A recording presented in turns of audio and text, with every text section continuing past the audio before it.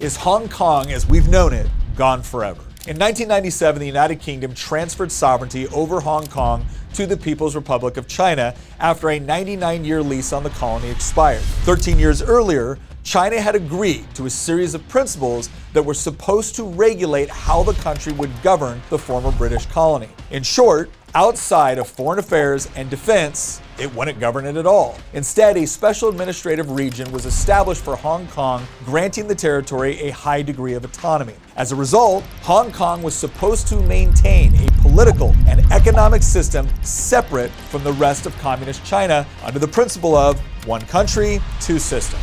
And for a while, this system worked. But then something happened that would change the relationship between Hong Kong and the CCP forever. In the decades after the transfer of sovereignty between the UK and the PRC, the communist government in Beijing began relaxing government restrictions and control over the economy in other parts of the country, which represented a major departure from the policies of Mao. But despite these benefits, the Communist Party still insisted on tight control over the government, except of course for in Hong Kong. And one of the key freedoms guaranteed to the people of Hong Kong under the territory's basic law is freedom of speech, freedom of elections, and freedom of protest. So, what did the Communist Party of China do? Well, they just started violating the law whenever they saw fit. By 2014, they began declaring that the Sino-British Joint Declaration establishing the one country, two systems principle to be null and void. And since then, Beijing has used increasingly heavy-handed tactics to dissolve the boundary between China and Hong Kong. And perhaps the most notorious example of this has been the Hong Kong extradition bill,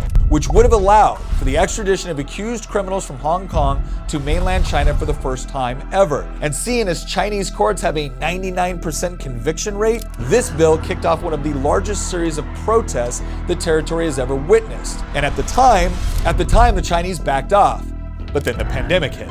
And with lockdowns keeping millions of protesters off the streets and the world's eyes turned elsewhere, the CCP felt confident enough to use a little-known loophole in Hong Kong's basic law to pass a new security bill. Now, anyone deemed a threat to the Communist Party can be arrested, extradited to the mainland where they will almost certainly be convicted, and then be given a sentence of up to life in prison. What's more, Chinese courts decreed the law would apply retroactively, meaning anyone previously suspected of subverting the CCP's rule of the city-state can now be prosecuted. Why is the CCP doing this? Hong Kong has been like a golden goose for China. Maybe it's because hardline ideologues in the CCP never intended for one country or two systems to last. That while a communist is free to live their life and express their views as they wish in a free, open, and capitalist system, a capitalist will never be free to do the same in a communist system.